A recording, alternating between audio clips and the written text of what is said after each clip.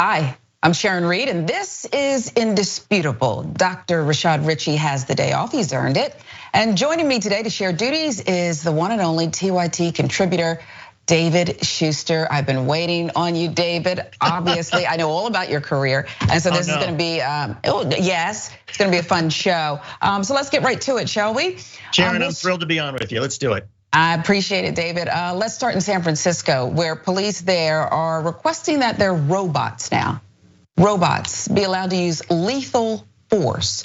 So let's show you what we're talking about there. I'm really calling this baby Terminator, but it has serious life implications, if you will, because if they're allowed to use deadly force and the police say that this is the only way to go, the only route they have, they want approval from the city's board of supervisors to use these robots to, well, basically shoot to kill criminals where the risk of loss of life is imminent and outweighs any other force option available to the San Francisco Police Department. Now here's what we've learned. San Francisco Board of Supervisors, Aaron Peskin, initially pushed back on the use of the language in the draft and said, look, robots shall not be used as a use of force against any person. And so what did the police do after that? Well, they said, well, we'll just remove that language from the draft. Doesn't really solve the problem if you believe there is one. The 3-member Rules Committee, which Peskin chairs, then unanimously approved that draft, advanced it to the full Board of Supervisors for a vote on November 29th. Peskin excused his decision by claiming, quote, there could be scenarios where deployment of lethal force was the only option. Now in the draft, the purpose reads in part, nationwide violent offenders outgun law enforcement and high-powered weapons continue to be the weapon of choice for violent offenders confronting law enforcement and innocent civilians. During large critical incidents, active shooter or incidents where an armed suspect is threatening the public or officers, where there may be a need to defeat body armor to be used to effectively control a scene with increased distance between officer and subject, allowing more time to deploy other force options. Now the police force currently maintains a dozen fully functional remote controlled robots, which are typically used for area inspections, bomb disposal. We've seen those scenarios go down. While San Francisco has never explicitly allowed for robots to take human lives, lethal autonomous weapons, or laws as they're called, are increasingly common in modern warfare. David, I don't know if robots can make us safer. And again, I believe these are baby Terminators and they're gonna have serious life altering or maybe deadly consequences. What say you? Well, I mean, I get the intention, and as you mentioned, yes, we've all seen in bomb situations where a robot comes and either shoots the bomb or detonates it, and it's the worst that happens is the robot gets destroyed. But that's an inanimate object. When you're talking about human beings, I just get really uncomfortable with the idea that we're going to send some sort of robot, some sort of device to interact with somebody who might, say, be willing to put their hands up or might be willing to surrender, depending on how they're spoken to. And the problem that we always have with these situations, but I can, and look, I can still understand a situation where, okay, yeah, somebody is in a barricaded building and they're firing and there's no hope and he's shooting a bunch of people. Sure, send in whatever you can send to try to put that person down. But that doesn't happen very often. And what always seems to happen in these situations is that there's a total lack of transparency. But what is the training? What are the protocols? And are there going to be certain guardrails to make sure that if somebody is giving up or surrendering, that that is taken into account as opposed to a robot that just sees it's got a shot and opens fire? Yeah, I agree with you. Now, I was talking to some of my friends earlier about this story, and somebody said, well, listen, police make mistakes, maybe robots will make less. Robots are colorblind. I think that, anytime human beings program robots, Terminators, that bias creeps in. But what do you think about that? Well, there is something to it. I mean, a good analogy would be the drones, right? The UAVs that our military pilots control, say from California or Texas, and they're flying around the Middle East and they see a target and they open fire. And if that target happens to be, I don't know, a school building instead of an arms depot, a lot of women and children get killed. And whose fault is that? Is it the drone's fault? Is it the military's fault? And so there's an institutional lack of responsibility. There's a disconnect. But I get the idea that sure, you want to protect the lives of the people who might be in harm's way.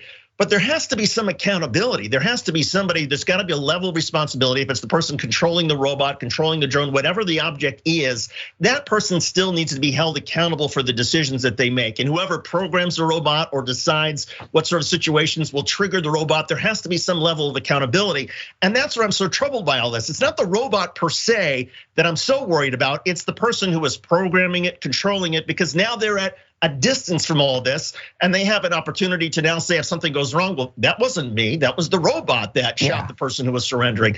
And it becomes much more difficult in sort of the chain of custody of responsibility to pin any blame or responsibility on an actual human being. And we need to have accountability in order to make sure that innocent people don't get killed.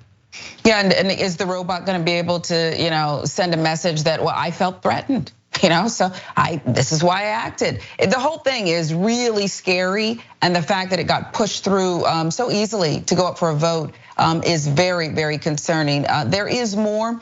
These autonomous offensive systems such as UAVs, combat drones have been used for years, but have always required a human in the loop. So that's kind of what you're talking about there, to bear the responsibility of actually firing the weapons. But now the SFPD, the same department that regularly costs the city six-figure settlements for its excessive use of force and actively opposes investigations into its affinity for baton-based beatings, well, wants to wield that same life and death power over San Francisco's civilians. It is a story that, well, needs a lot more of a deep dive, if you will.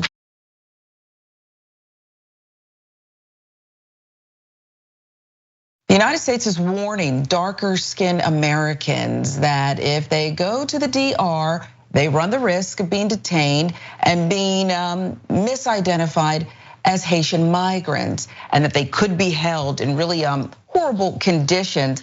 Here's more about what exactly is going on there. In the Dominican Republic, Americans have reported being delayed, detained, or subject to heightened questioning at ports of entry and in other meetings with immigration officers based on their skin tone.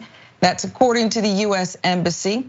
The following day, the Dominican Republic's Ministry of Foreign Affairs issued a statement pushing back hard, strongly rejecting what the American embassy had to say. Now that statement contradicts the excellent bilateral relationship that exists between the Dominican Republic and the United States in all spheres. Our country is the first trading partner of the United States in the Caribbean and the sixth in Latin America. That from the Ministry of Foreign Affairs in the DR. Atlanta Black Star came out with the story. The ministry says the Dominican Republic has advocated for change amid the humanitarian and political crisis racking its western neighbor on the island of Hispaniola.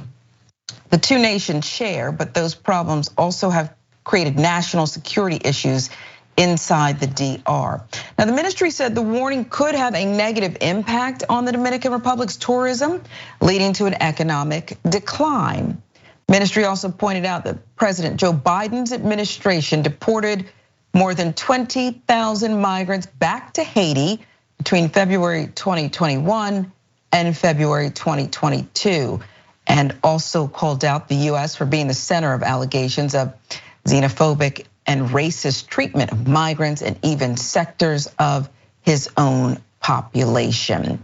Quoting, "No country has made a greater effort than the DR advocating for the international community to help Haiti, but we declare once again with all the necessary vigor that there is not, nor can there ever be, a Dominican solution to the Haitian odyssey." And so David, this story struck me because here you have the United States saying, well, you better be careful if you're a little bit dark because you could be in for it. You could face disproportionate treatment, if you will, mistaken because of your skin color. And I just find that as a Black American so rich coming from the United States Embassy. What say you?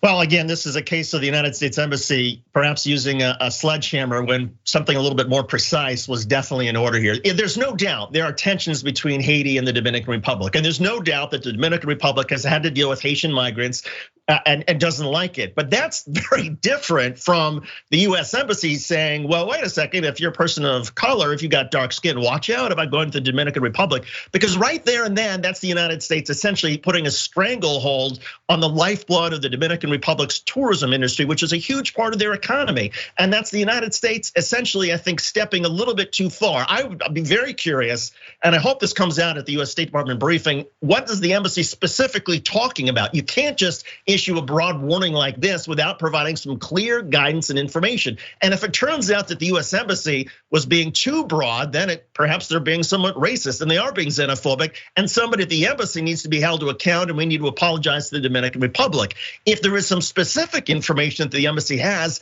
that's what they should be putting out. They should be putting out specific examples of people. But again, these broad statements from the US Embassy, it is rich, and it's ironic in so many ways. Yeah, it is, and as far as the details, it kind of reads like somebody had said, and a friend told me people are reporting. I think we do need specifics here. According to a tweet by officials, the Dominican Republic has deported more than 100,000 Haitian nationals this year, as more than 60,000 Haitians were expelled between August and October. So that's a lot. The US Embassy said there are reports that detainees are kept in overcrowded detention centers without the ability to challenge their detention and without access to food or restroom facilities, sometimes for days at a time before being released or deported to Haiti. Now, again, David, some of that sounds like, US policy under fire. Some of that reads like the allegations against, I don't know, us. Right, I mean, the allegation here, at least as far as I understand it from the US Embassy, the State Department as well, the Dominican Republic, they lump all dark-skinned people together. The Dominican Republic is incapable of distinguishing between somebody who's from Haiti and somebody who just happens to have dark skin. Well, that's a very racist thing to say about the Dominican Republic. And the irony is, people could easily say that about the United States. We have racial profiling every day in the United States, where police officers, simply because of the color of your skin, will pull you over because they suspect that you have committed a crime. So it's one of these cases of the United States living in a glass house, but now throwing stones at somebody else. We need to be pretty careful about that, because the United States is just as guilty of doing what it is accusing the Dominican Republic of doing right now. Yeah, UN High Commissioner for Human Rights Volker Turk said in a November 11th statement, unremitting armed violence, systemic human rights violations in Haiti do not currently allow for safe, dignified, and sustainable return of Haitians to the country. I reiterate my call to all countries in the region, including the DR, to halt the deportation of Haitians. I also call on the Dominican Republic authorities to step up efforts to prevent xenophobia, discrimination, and related forms of intolerance on national, racial, or ethnic origin or immigration status. It says unacceptable, irresponsible. I want to give you an example of what Haitian migrants are facing in the DR. This was posted November 20th. It's disturbing. A pregnant Haitian woman is about to give birth in the Dominican Republic. She went to the hospital. President ordered the doctors not to take care of the Haitian woman or Haitian women in general who are pregnant. She gave birth in front of the hospital. So listen, we're not saying that there's not horrific conditions in parts of the world. Indeed, there are. To me, it's just as you said, it's a lack of moral authority here, or moral hierarchy here. It's the United States saying, do as I say, not as maybe I've done, maybe I'm not exactly transparent about, David. And that's exactly right, Sharon. I mean, because look, the United States, there are two different ways the United States could have handled it. It handled it in a very sort of rough, haphazard way, or the United States could have said, look, just as we in the United States have struggled with our own institutional racism and the bigotry that exists in so many communities across the country, that racism and bigotry also exists in other parts of the world. And we just want to draw people's attention to the Dominican Republic with how they're treating people from Haiti. And so we just want to put everybody on notice that just as we're struggling with some of these same issues, there's some of these same struggles in the Dominican Republic. That would have been a far more authoritative and credible way of bringing this issue up and getting into some of the nuances, as opposed to this sort of like jackhammer, sledgehammer approach, which the United States Embassy took to this. So again, sort of an unforced error by the United States diplomatic corps in the Dominican Republic. But I want you to stop it, David, or they're gonna steal you away to become the new spokesperson, maybe advise them as well on how to handle these situations. It's just incredible to me. And they don't usually like smell themselves until it's too late, until people start reacting to it. So we'll see if they have more details for us, if they'll be more transparent. This is Indisputable. I'm Sharon Reed, in for Dr. Rashad Richey, David Shuster, co-hosting today. Much more of the show to come.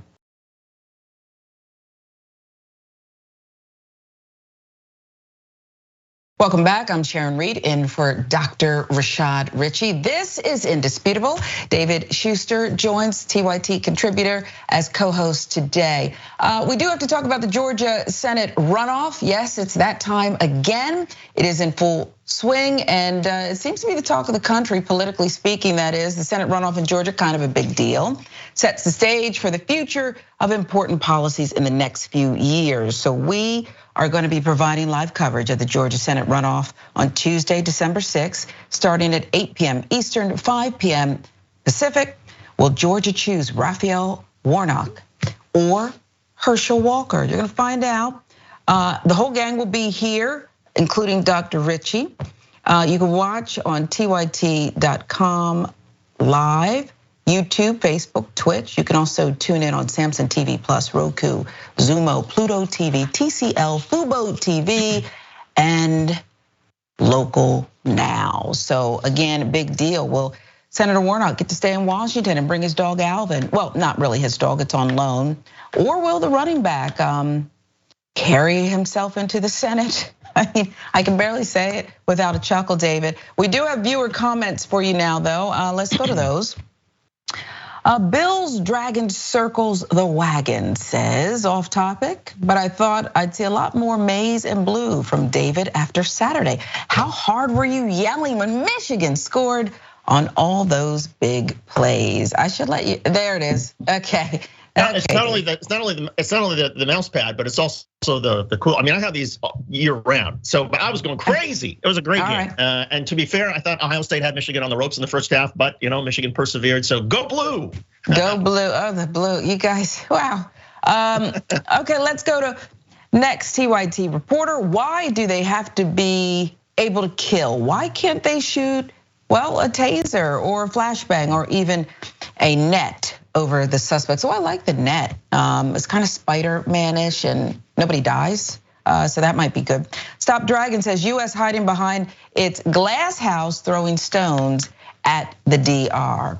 On YouTube, let's see, Rose gifted one Indisputable with Dr. Rashad Richey memberships, appreciate it.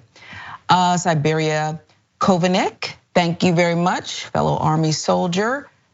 Dominican light skin, told me not to go to the Dominican because I'm dark and they don't like Haitians after I said I wanted to go there. So there we have some details, a firsthand account about San Francisco Police Department and those robots, deadly force. Redeemed highlight my message. Chipmunk PDX. We already have issues with AI not being trained correctly for people of color. This will not end well. A lot of people feel that way. Agnostic Sister, they will just send these robots out for protesters. Don't think they won't. And I think, David, your thoughts on that, because it does seem like that's how they perhaps would handle situations of what they call civil unrest that perhaps aren't so unrestful, if you will. And that gets right to one of the points you were making earlier, and that is, okay, if they're really just gonna use these robots for situations where somebody is already engaged or about to engage in deadly force, it's one thing. But if they're gonna put these out on the streets where people are exercising their First Amendment freedoms, or if they're gonna have the robot bust down the door to carry out the warrant, and sometimes we've seen that police bust down the wrong door. I mean, those are situations that are intolerable, and it does lead to terrible outcomes. There has got to be more responsibility, accountability. They have to spell out what exactly are the situations where they're going to use these robots and what situations will they not. And until they do that, I don't think anybody should trust this. Certainly not. The assembly needs to kind of walk this back and don't give the police department everything they ask for. Tread carefully. One of the favorite parts of the show, because it is the gift that keeps giving. And they're starting them younger and younger. I wish a Karen would. You want to call the police on them for having a barbecue on a Sunday. I feel free! Back off! I'm going to tell them there's an African-American man threatening my life.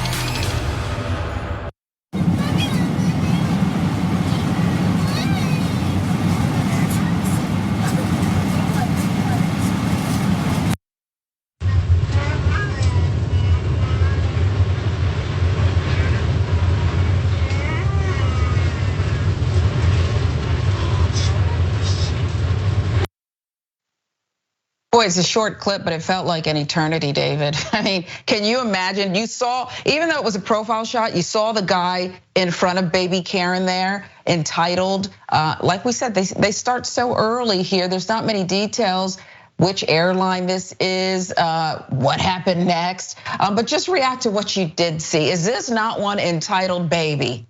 Well, I was having flashbacks because at one point or another, I had a daughter who was that age, who was on some airplanes and would reach for the person's hair in front.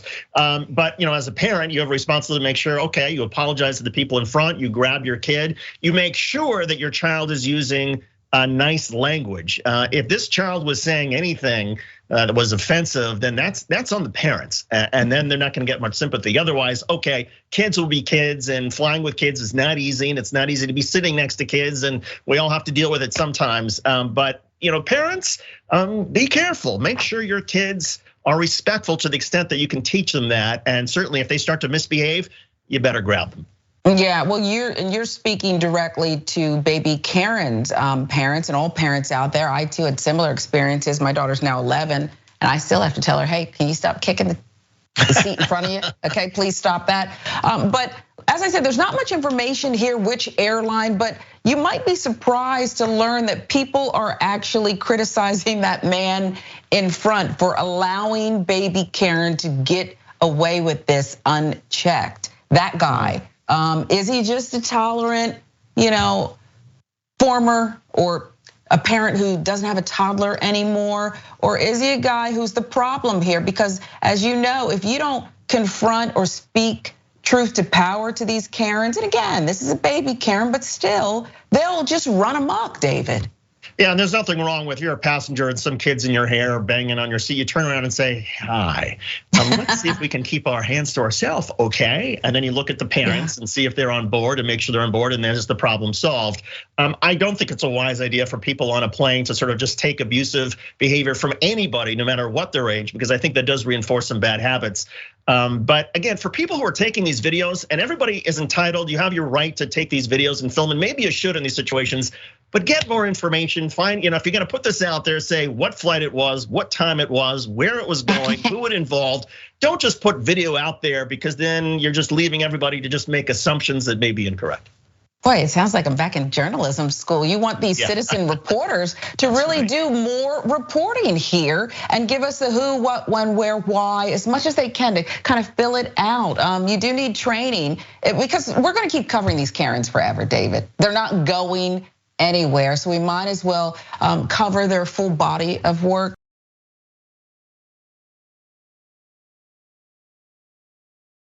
How about a double dose? You want to call the police on them for having a barbecue on a Sunday. I feel free! Back off! I'm going to tell them there's an African-American man threatening my life.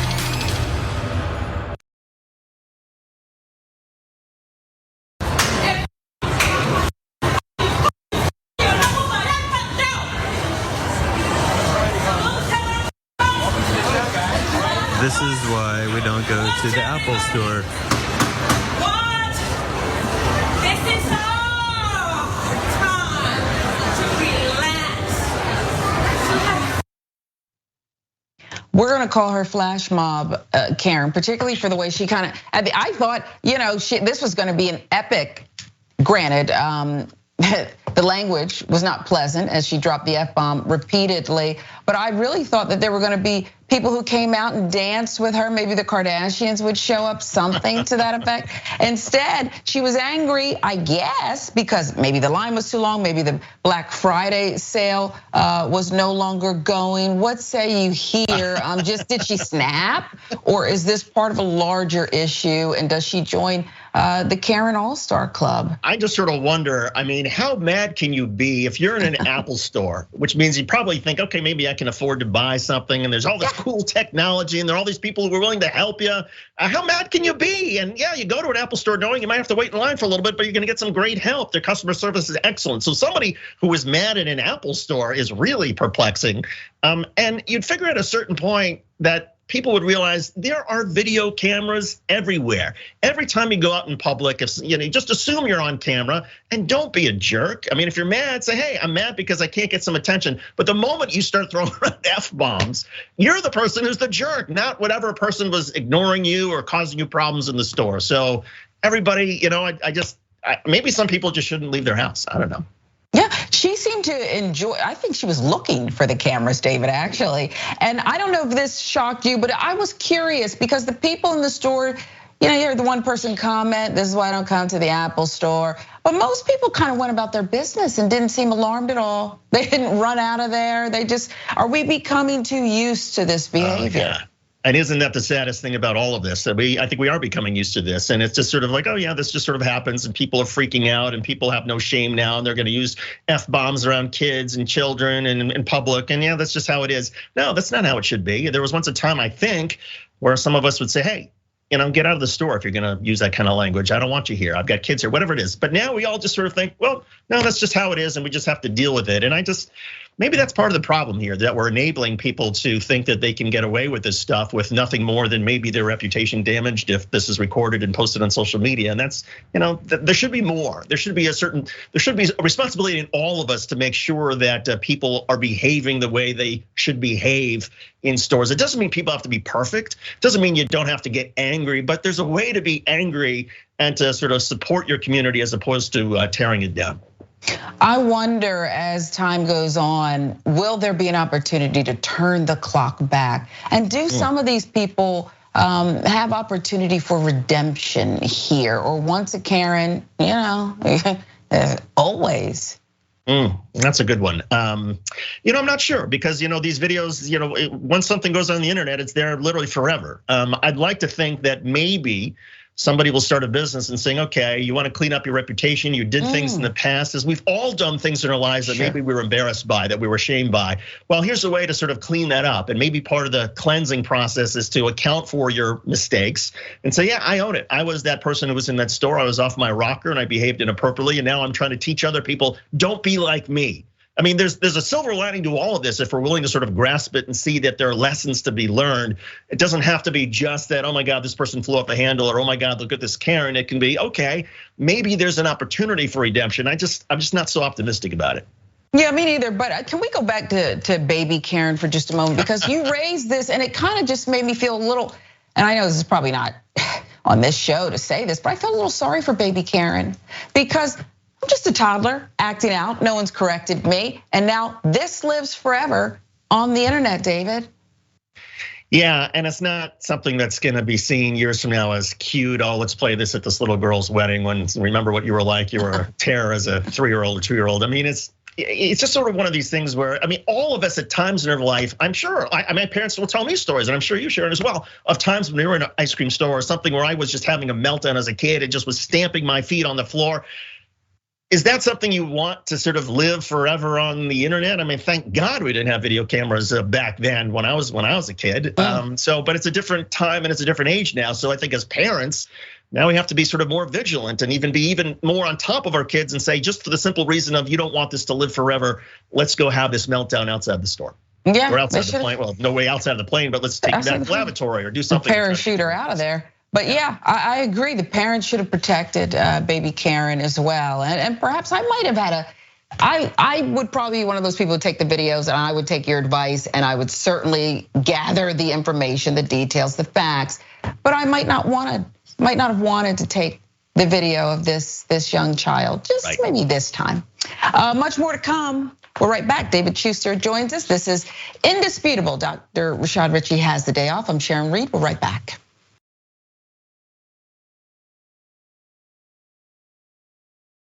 This is Indisputable. I'm Sharon Reed in for Dr. Rashad Richey alongside David Shuster, TYT contributor extraordinaire. It is day 8 and we need to go over that again because it's a very successful campaign for our 8th day of impact. We are supporting the Trevor Project, an organization that serves as a lifeline for vulnerable LGBTQ+ youth across the country. As conservative figures, media, and politicians continue to attack and persecute the LGBTQ+ community, particularly those who are transgender, it's more important now than ever to make an impact for our fellow brothers and sisters. For every purchase made from our Pride collection on shoptyt.com, $2 will be donated to the Trevor Project. So again, it's day 8. We're supporting the Trevor Project, an organization that does serve to be a lifeline for the vulnerable LGBTQ+ youth across the country. Make it count as they are being attacked all across, really globally, the world. $2 goes to the Trevor Project. Shop tyt.com. Herschel Walker is at it again. This time, if you are of a certain age, he does not think that you really have a right to shape or impact policies and really the American way. Here's what Herschel Walker said about people born after 1990. They really should have to earn their citizenship, he says. The GOP Georgia Senate candidate, Herschel Walker, said this during his latest round of interviews. He's called for people critical of America to leave the country. Well, let's let him say it best. Herschel, how do you feel about people that want to change America from when you and I were kids? I mean, there's, we have, I guess it's 80 to 90 or 70 to 80 million people in America that were born after 1990. So these are kids who grew up, when they were 10 years of age with the real beginning of the computers and the internet at home. So they don't know the world that we know pre-internet. They don't know that the bullying was not really, we may have been bullied when we were kids, in a class or teased and things like that, but not the type of culture that these kids have with the internet today. What do you say to those kids and those young people that are voting? Well, first of all, they don't know that the grass is not green on the other side, that they think they're somewhere better. And if they know another place is better than the United States of America, my thing is, why don't you go there or tell me, let me know who that is, because I can tell them right now there's not. I think our biggest problem is we've not shown our kids that most of the people today hadn't earned the right to change America. And what I mean by that, there's people that have died or not given their life up. There's people that have given their life up to this flag. They've given their life up for this national anthem. They've given their life up for our freedom and these liberties that we have in this country today, and we're taking it for granted. Well, I don't want that to happen. And I'm saying, and I'm not being tough, I'm saying, if you know a place better, you go there, but you lose your citizenship here in the United States of America. And then when you come back, you got to come back legally, like we should be defending the border. So these are people in their 30s. Correct me, David, if my math is off. Who were you at age 30? He's saying that, listen, if you criticize, go. Get out of here. What say you? Well, I mean, I was sort of with him. I don't agree with him, but I could sort of respect his argument until the end. That sure, if you don't like this country, if you don't want to, work to try to change it, then leave. But this idea that you leave and then you're no longer treated like an American citizen and you have to go through and renew your applications and citizenship. That's where Herschel Walker gets really bizarre and goes bonkers, and that's why people don't take him seriously, because there is some merit to the question that was asked about, hey, what do you do with an entire generation of people who grew up on the internet and don't know what it was like to solve things away from social media? How do you deal with that? That's a valid question. But Herschel Walker sort of took that into, well, you can't hate America, and if you hate America, leave, and you're not a citizen anymore. That's insane. That's stupid, and it doesn't sort of really answer the question. He could have said, well, look, that's an issue. We got to figure out ways of recommunicating with each other, talking with each other, talking about things that happened in the past that worked, as well as the things in the past that didn't work. But instead of going there, Herschel Walker turns it into an us versus them. And that's dividing the American people, and I think that's a big problem. Yeah, every time I think he's gonna say something profound, and yes, I may be the one person that still thinks there is an opportunity for that. He goes too far. He wants to revoke people's papers.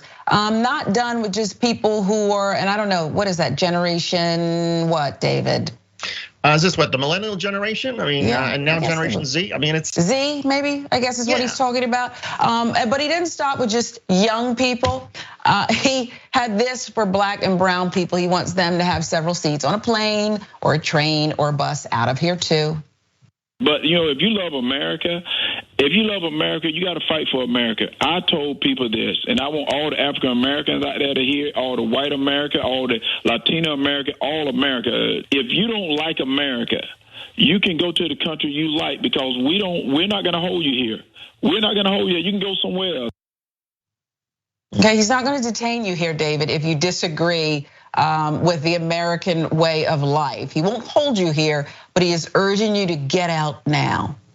Well, and I mean, what Herschel Walker doesn't understand, and perhaps a lot of Americans on the right don't understand, this isn't a binary choice. You can love what America's possibilities are. You can love what this country is supposed to stand for, and still be detestable, still hate America's past, the past of injustice and racism and slavery and people being treated poorly. We can hate all of that and still like what America's promise is supposed to be. But Herschel Walker doesn't seem to understand, and a lot of people on the right don't seem to understand, that somehow criticizing America's racist past, its past of subjugating people who are minorities, somehow that means you hate America. No, you love America because you're willing to point out its flaws and you're trying to fix them. And I would argue that maybe Herschel Walker should take that advice. If he's not willing to acknowledge America's past and the problems that we've had in the past and work to solve them, then maybe he should leave the country. He should go somewhere else. And by the way, I don't remember him serving in the military or any one of these categories that qualifies him, that he says qualifies you to be a great citizen.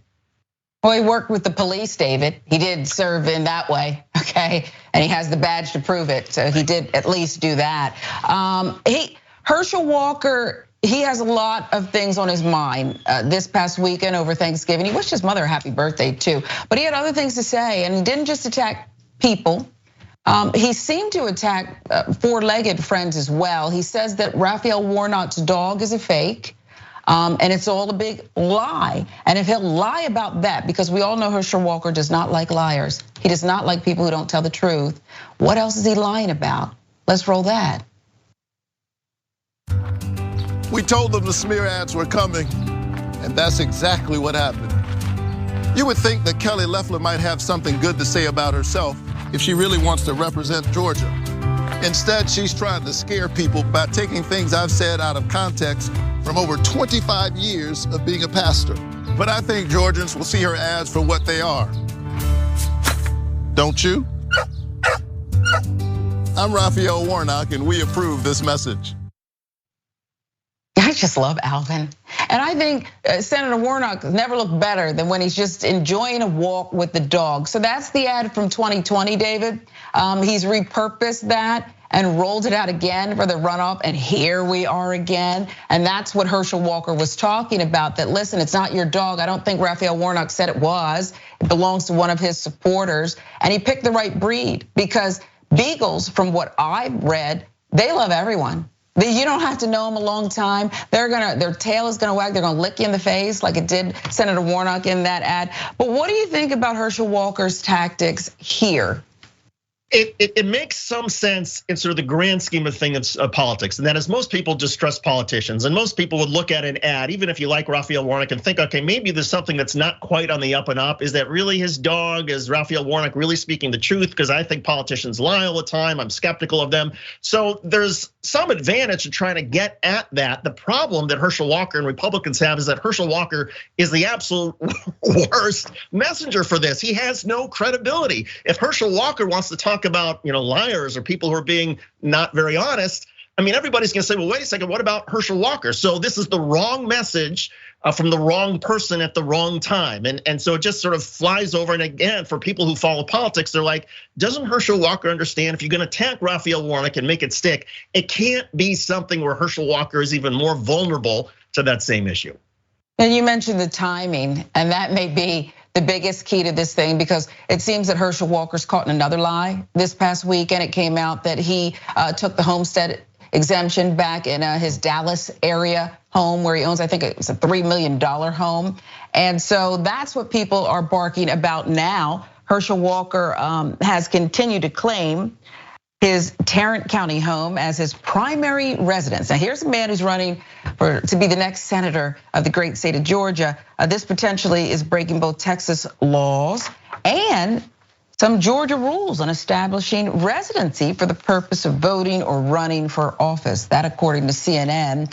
Though he registered to vote in Georgia last year, Tarrant County property and tax records show Walker claimed a homestead exemption on his 4-bedroom home in Westlake in 2021 and 2022. Texas homeowner regulations say residents can only take the exemption on a principal residence. So as I said, here we are again. And as I was reading that, David, I was wondering if anybody in his campaign was even aware of any of this. They sit down with you. There's that body man or woman who says, "Listen, tell me everything just between us, so we can figure this thing out." Yeah, I have a feeling he didn't tell anybody. And again, there's been one case that I've seen over the last, I'd say, decade in which somebody's been able to flaunt the rules and brag about it and get away with it. And that was Donald Trump. I think it was in 2016, in which he said, "Yeah, of course I don't pay taxes because I know the system is rigged. And look at me, I'm so brilliant because I can rig the system. That's what I'm all about. I know where the problems are." Well, that kind of had a certain sort of effect on people who said, "Yeah, Donald Trump's not playing by the rules, but I kind of like that about him." Well, it doesn't work with really anybody. I haven't seen it work with anybody else. It didn't work with Dr. Oz and his issues of having primary residence in New Jersey and running for Senate in Pennsylvania. I don't think it's gonna help Herschel Walker now. Even if he came out and said, "Yeah, of course I've got residence in Texas. That's how bright I am. Look, I'm gaming the system and I'm here to fix it."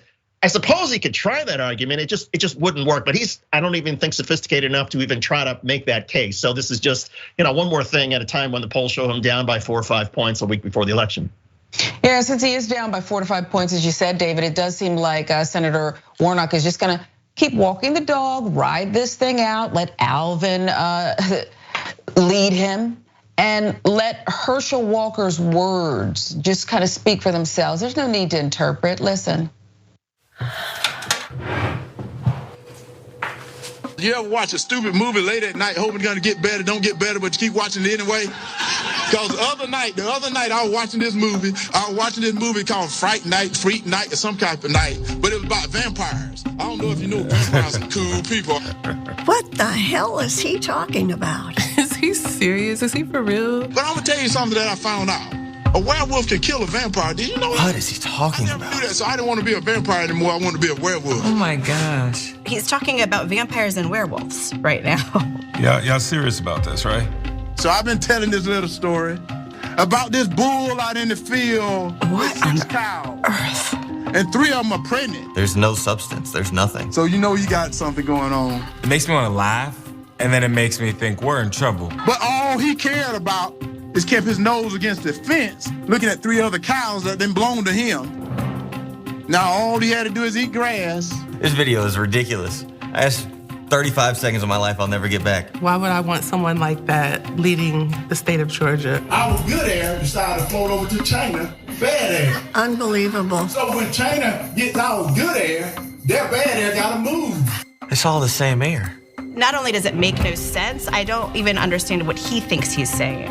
So it moves over to our good air space. And now we gotta clean that back up. I sit and watch these on Twitter and I'm like, what the heck is this guy talking about? Like literally, what is he talking about? He's completely unqualified for this really, really serious job. No one's watching this and being like, oh man, that guy's got it together. And sometimes I read through the comments because I'm like, is anybody actually understanding, or are we just sitting here wasting time? It is embarrassing. Let's call it what it is. It is embarrassing. They just care about getting a yes man. Somebody that had just punched the button. I think it's a risk to me and millions of Georgians to put this man in a position of power. Let's call it what it is. This is embarrassing as hell. At all. I mean, well, you know. Okay, now she's my favorite at the end. She can't take it, she's gotta get up and leave. But I found myself wondering, David, do you think, because we all have seen these focus groups where they pay someone a little bit of money, say, come on in, we just want you to react to the ad, tell us what you think. And maybe I'm thinking, hey, this is your ad and you just maybe want to fine tune it. The beauty though of this one to me is that they're all different races, ages, sexes, and they all have these similar reactions, from humor to disgust to bewilderment. Sharon, that's exactly right, and you just sort of nailed it, because I think when a lot of us, when people, voters react to something, sometimes the first thing that goes through their mind is this just me? Am I the only one who finds this really creepy or weird or strange? And when you hear other people, whether it's social media or whatnot, who reaffirm, no, this is pretty bizarre, it empowers you to then sort of act on it. And so what's so brilliant about this Raphael Warnock piece, this video, is he's empowering people of all different races, nationalities, genders, to say, yeah, this is inappropriate in a Senate candidate. We don't want this kind of crazy stuff. And by the way, I mean, what's so brilliant here is Raphael Warnock, I mean, if he wins, the Democrats then get an advantage in all the Senate committees. It's no longer an even split. They will get subpoena power. They'll have the ability to move legislation faster. So there are real world consequences if Raphael Warnock wins and Herschel Walker loses. And so for Democrats, there's reasons to be energized, and there's also reasons to act by voting against Herschel Walker if you feel disturbed by some of the stuff that he has said. Yeah, and just, let's stick with this just for one more moment, because it does seem to me there's some criticism out there that, listen, this has gone too far, okay? They're starting to feel sorry for Herschel Walker, but this, I live in Georgia, and there's an appreciation here for an all shucks attitude and plain spokenness. There really is. Herschel Walker is on an island. He really is. Yeah, and it's an island where he's not helping himself, right? Because the bridge from that island to sort of the mainland, or whatever sort of analogy you want to be, would be with Herschel Walker if he came out and said, I'm gonna ramble on a little bit, and maybe this story's not gonna make a lot of sense to you, but here's why put it in some context, at least telegraph to people, I'm about to do something that may not be your style of speaking, but give me a second because there's a point to what I'm about to say. But he doesn't do that. He just immediately shifts from first gear to fifth gear, and you can hear everything sort of grinding along the way, and the car is shaking around, and everybody's like, oh no, buckle your seatbelt, where's he going this time? And so, yeah, he's on an island, and he just keeps digging his hole even deeper. And it's too bad that the Republicans, look, somebody should be saying to him, hey, if you're gonna go on these tangents, here's how you gotta set it. There should be somebody who cares enough about and respects Herschel Walker enough to try to help him, but it seems like he's not getting any help. Yeah, and you're the football guy. I covered football a little bit, but didn't they use a shot clock or something to kind of just, you have 10 seconds to make a point or just ramble, and then you gotta get out of there. But clearly he's not someone who's gonna take too much direction. Even his football background, he had 10 other players who were blocking or guiding the way, or saying, okay, this plays to the right or this plays to the left. And so there was some direction, and then sure, he would improvise and use his talent and skills, but he wouldn't improvise right from the start. And I think that's what's been missing from a lot of Republicans who were maybe hopeful for Herschel Walker. I think there are a lot of Republicans who, putting aside their sort of policies, and I disagree with them, but I think from a pure political perspective, I think people thought the Walker campaign would be better than this. And the fact that it's been as miserable, I think gets to the state of the Republican Party overall. Certainly seems to lack discipline.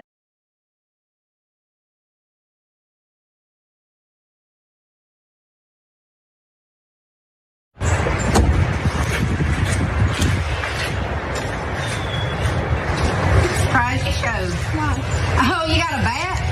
Fights ain't fair. Fights ain't fair. You gonna hit me with a bat? Why not? Hit me with a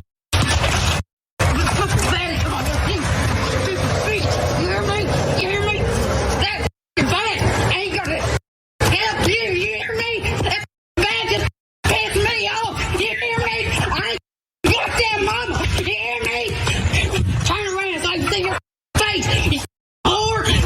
Bitch. You hear me? Turn around while you black that face. No, I got it. I'm fine. I'm fine. Don't keep on that. No, I am gonna keep. No. She keeps on being a bitch to everybody. Okay. I am calm. I'm somewhat calm. She knows her ass is whooped, so let it go. No, she gonna tell me it's whooped.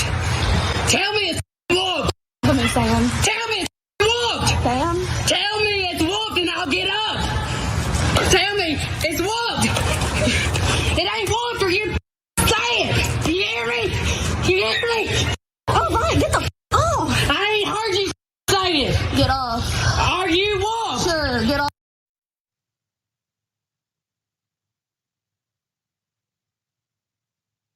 That's a new one right there. I do not condone violence, ladies and gentlemen. But I gotta tell you, I'm from Glenwood Road. I've seen a lot of street fights. I have never seen that before.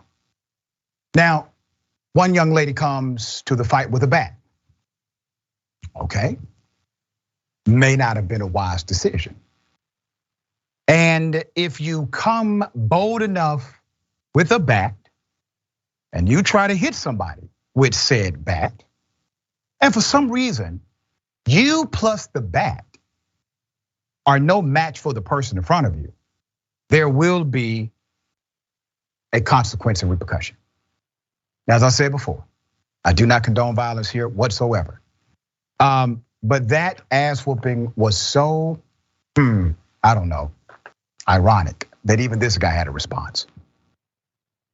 Okay, I thought it was interesting because she seemed to be kind of in control, but not, Jackson. When the white male approached, she said, hey, you know what, I'm okay, I got this, and proceeded. Now, I'm gonna ask you, all right, have you seen a move like that before at the end of a physical combat before? No, I haven't seen a sequence exactly like that. I've seen a lot of fights. I've been in a number of fights. And nothing quite like that. But I have seen people who have empty threats. And the call, because when she wasn't really ready to use that bat for real. You know what I mean? Like, she came with the bat and she thought that was gonna like make the other woman back down. Because if you have a bat and you hit somebody anywhere reasonable, they really shouldn't be able to do anything. But so again, like you said, no violence is condoned, but you come swinging a bat at somebody and they end up beating you up pretty bad. I mean, were you gonna do any less? You had a bat. If you hit them in the head, they could die. So I mean, I don't feel sorry for you. Yeah, I mean, I gotta be honest, man. I started feeling sorry for the lady at the end. I did not think I would, but damn. Yeah. Ma'am, just say you got your butt whooped. Just say it. Quick. Yeah, just say it. I guess she had the bat though, so it's like, I mean, if it was the other way around, that would have been cool though.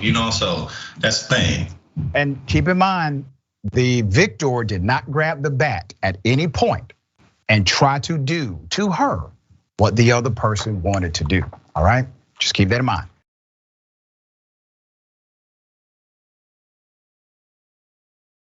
I guess he's still the head Republican. We have to look at it that way. Down in Mar-a-Lago, the former president dining with Kanye West and Nick Fuentes, a white nationalist, and seeming to enjoy himself. There are reports coming out of Mar-a-Lago about that dinner, if you will.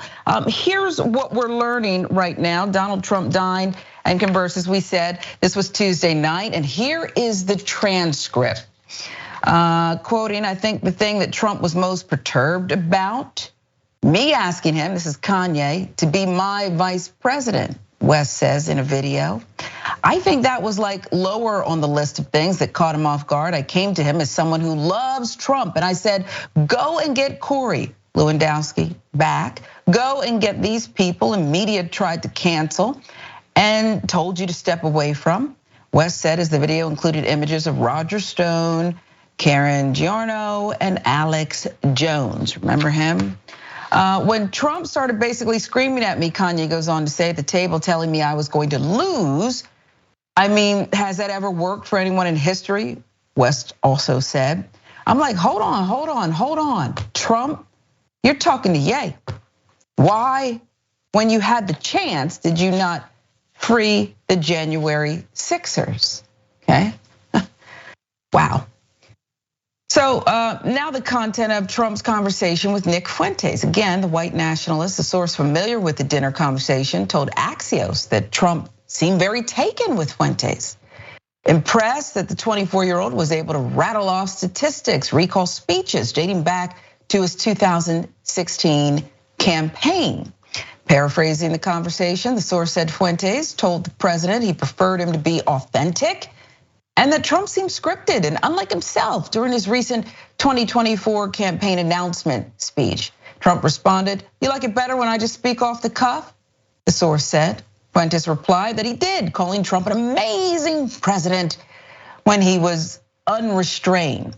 There was a lot of fawning back and forth, the source added. Fuentes told Trump he represented a side of Trump's base that was disappointed with his newly cautious approach, especially with what some far-right activists view as a lack of support for those charged in the January 6th Capitol attack. Trump did not disagree with Fuentes, but said he has advisors who want him to read off teleprompters and be more presidential. Notably, Trump referred to himself as a politician, which he has been loath to do in the past. Fuentes also told Trump that he would crush potential 2024 Republican rivals in a primary, including Florida Governor Ron DeSantis. Trump also asked for Fuentes' opinion on other candidates as well. Trump at one point turned to Ye and said, "I really like this guy, he gets me," according to the source. David, it's still that easy, isn't it, to just fawn over this guy and quote him a little bit, which isn't very hard. Right, his ego and his ego and his narcissism have no bounds. And look, I mean, fine, you want to have a conversation with Donald Trump about whether he should be on prompter or off prompter, whether he should use more of his charisma or less, whether he should be presidential or less, or how he should do his speeches, that's fine. But to have that conversation with somebody who has denied the Holocaust, who is a white nationalist, to have that conversation with Kanye, with all the hatred he's been trafficking in over the last several months, I mean, that's where Trump doesn't get it. I mean, he can have these political conversations, and maybe they're valid political conversations to have, but when you are a president of the United States or a former president of the United States, you elevate the people you bring in and have dinner with. You elevate their causes and what they stand for. And that's what Donald Trump doesn't seem to get. And the Republican Party doesn't seem to get it either, because there have been some Republicans, Chris Christie, New Jersey, and a few others who are speaking out. But for the most part, the Republican Party is just looking away. It's like they want somebody else to take care of Trump so they don't have to. Well, that's a very politically expedient way of doing things. It's not very courageous. And I think that's why the Republican Party is in such trouble, why they did so badly in the midterms. At a certain point, the Republican Party has to decide, are we the party of Donald Trump or are we not the party of Donald Trump? But until they decide that, they're gonna remain in some trouble. Yeah, they are. And now this might not shock you, David. Let's throw up the Trump social media post where he talks about, he was just going to dinner. All he did was accept a dinner invitation with an old friend. And he says, "So I help a seriously troubled man who just happens to be black. Yay, Kanye West, who has been decimated in his business and virtually everything else, and who has always been good to me by allowing his request for a meeting at Mar-a-Lago alone so that I can give him very much needed advice." He shows up with 3 people, 2 of which I didn't know, the other a political person who I haven't seen in years. I told him, don't run for office, a total waste of time, can't win, fake news. Went crazy. Who are we to believe here? We weren't at the meeting, David. Okay, Donald Trump says, and I think we've heard this before from him, that I don't know, I didn't know who these people, was it the Proud Boys? He doesn't know these people. He's just accepting, as a former president, invitations to dinner at his private club with anyone, apparently. Well, it's a problem either way, right? Because if he did know who these people are, then he's lying, of course, and that's not very nice. That's not very good. If he didn't know who Nick Fuentes was, then Trump doesn't have anybody around him who's sort of running interference or traffic control. And that's a big problem if you're a presidential candidate and you're trying to run again for president of the United States. But it gets to the lack of discipline. Donald Trump just likes to do things based on how he's feeling. And you can't do that at this level of presidential politics when you're running the United States. You can't just go by pure emotion or gut instinct. You need a lot of people around you to be successful. And Donald Trump seems to have shut himself off from everybody except for the sycophants, the people who want to lick his shoes. And that's where the Republican Party wants to go in the future. I mean, somebody from the Republican Party is going to have to step up and say, enough of this nonsense. And it's got to be somebody from the Trump base of the party, either a Ted Cruz or a Marco Rubio. Somebody has to come up and say, enough already. Well, we'll see what happens. He seemed to have discipline, as the white nationalist said, in reading off the teleprompter for his 2024 announcement. But at the end of the day, here he is again. They walk right in the front door. The guy who Adidas even kicked out and said, take your $1 billion with you. They walk right through the front door of Mar-a-Lago and they sit down and have dinner with him. So there we go. Much more show to come. This is Indisputable. Dr. Richey has the day off. I'm Sharon alongside David Shuster. We're right back.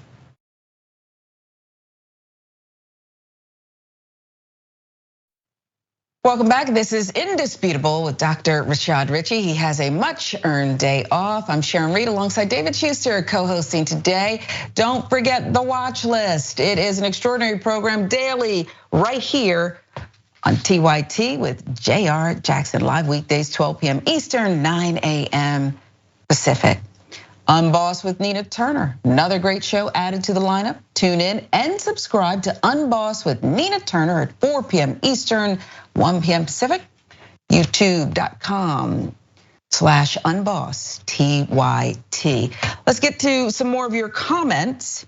TYT members, Lynn says, hey folks, make sure you disinfect your food trays on the plane. I always do that. I sure do. I bring a whole package of those wipes, those disinfectant wipes, and I even give some, if I have extra, to the person next to me because you want everybody to be clean.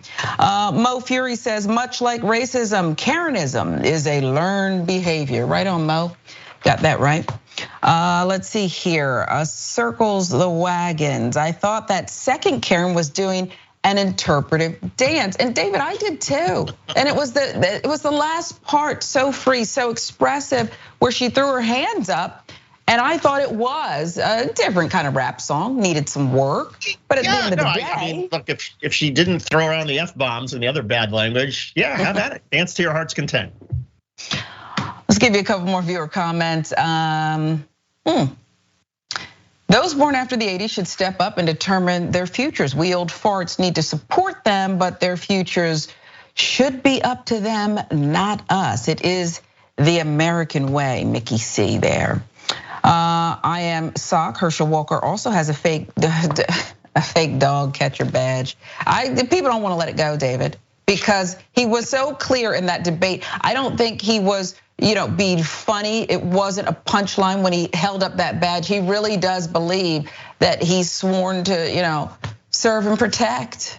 And that's really scary. I mean, he could have held it up and said, look, somebody just gave me this badge and, isn't it sort of nice, but it makes a larger point. No, he's all in. I mean, you wonder if Herschel Walker sees somebody jaywalking across the street, he's gonna run over and tackle that person and say, you're under arrest for breaking the law.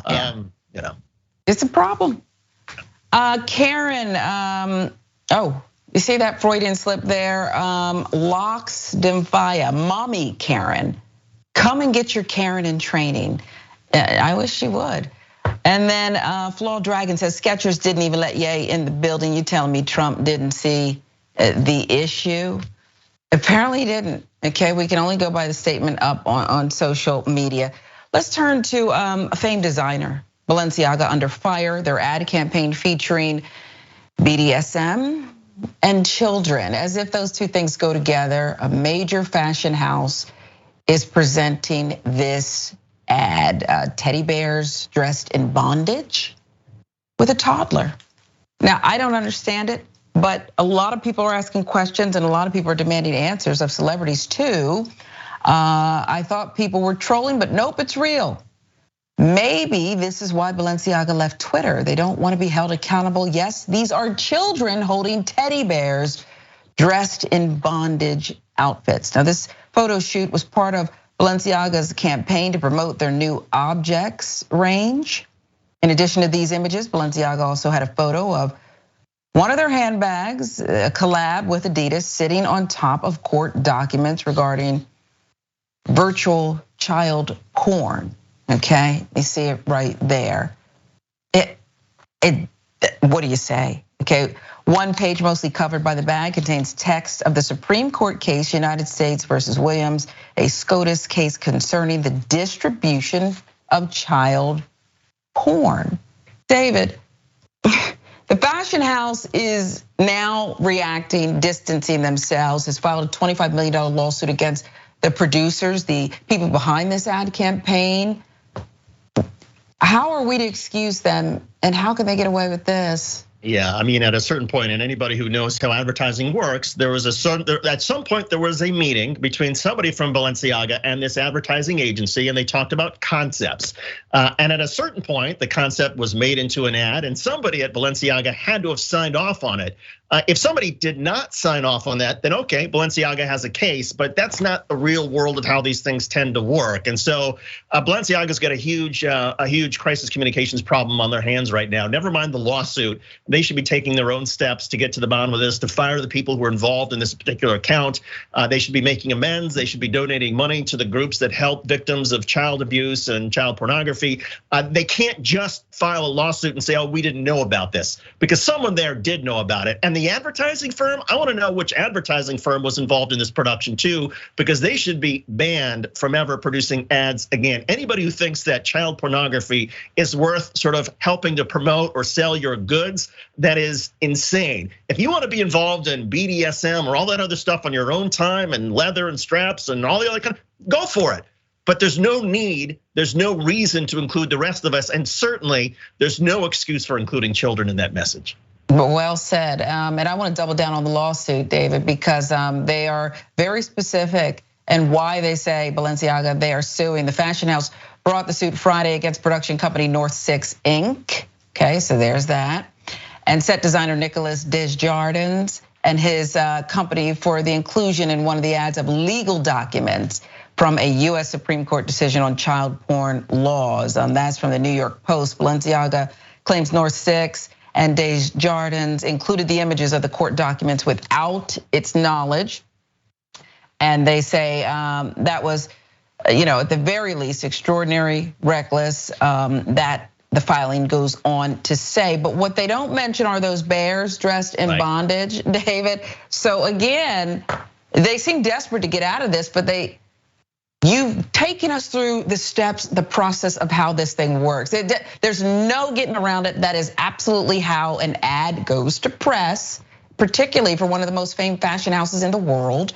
So how do they escape this? Yeah, I don't know. And you raised, the key point here in all this is, to me, even like the Supreme Court opinion, a document that was put in this, to me, that's not even as offensive, and it is offensive in terms of what it means. But the image of children with teddy bears and BDSM, that's to me, who could possibly think that that was appropriate or that was something that the fashion house should be involved in? They're not addressing that. Somebody needs to take responsibility for that aspect, even if they claim that they were hoodwinked on the document that was put in their ad, so be it. But this is a disaster. And Balenciaga, they're gonna pay some consequences as a result, because I think so many people who are sickened by this are gonna say, we're never gonna buy anything from this company again. Yeah, and I think a lot of people are beyond or not inviting any more of cancel culture, but there are certain things that perhaps do need to be canceled. And using children in this way and putting out ads about child porn, which clearly the intention was there. Perhaps this is the time, if any time. The fashion house is apologizing, and they said, this is after the criticism, of course, allegations of normalizing sexual fetishization and abuse of children. Balenciaga eventually pulled the ads and issued this statement. So here it is. We sincerely apologize for any offense our holiday campaign may have caused. Our plush bear bag should not have been featured with children in this campaign. We have immediately removed the campaign from all platforms. We apologize, goes on to say, for displaying unsettling documents in our campaign. We take this matter very seriously and are taking legal action against the parties responsible for creating the set and including unapproved items for our Spring 23 campaign photo shoot. We strongly condemn abuse of children in any form. We stand for children's safety and well-being. For any offense it may have caused, David, it doesn't go far enough. And what could you say, okay?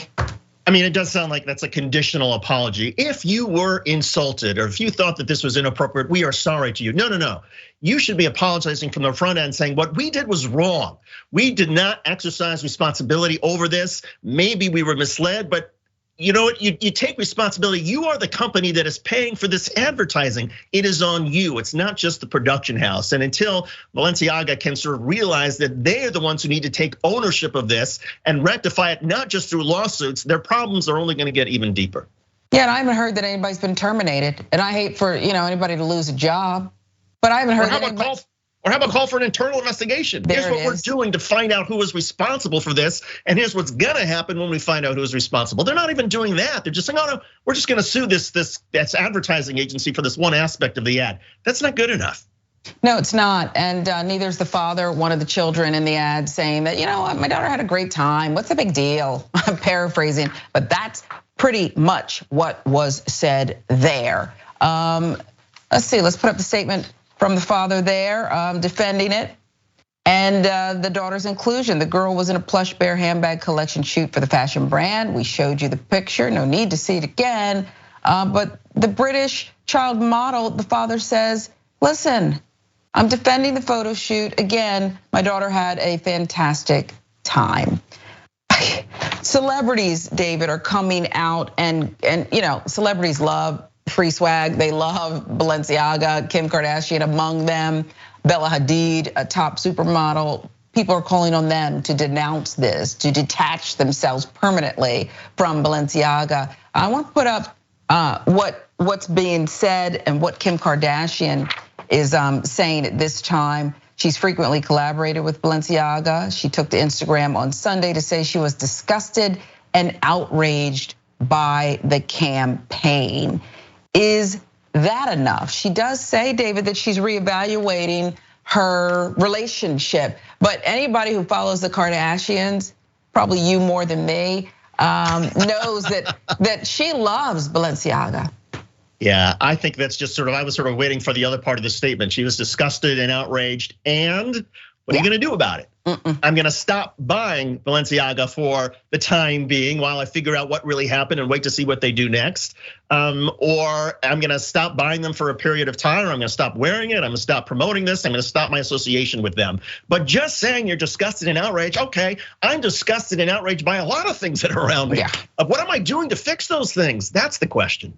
Yeah, that's the question. She doesn't say any of that. And furthermore, she took too long to even react to this, as even her own supporters were saying, come on, get out in front of this. And then she said she had a private conversation with executives because she needed to learn more about how this could have happened. She didn't share any of that. So stay tuned, we'll see if more celebrities come and speak out. Much more, at least a knockout punch coming up for you. This is Indisputable with Dr. Rashad Richey.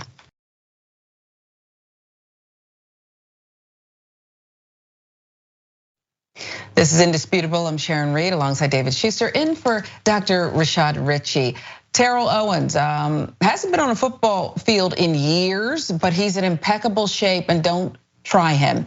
He was at a CVS Saturday night around 11:30 getting some essentials. He said he was approached by a 49ers fan. They had some nice banter back and forth, and then a heckler, agitator got involved, and we'll show you the video, tell you more about it.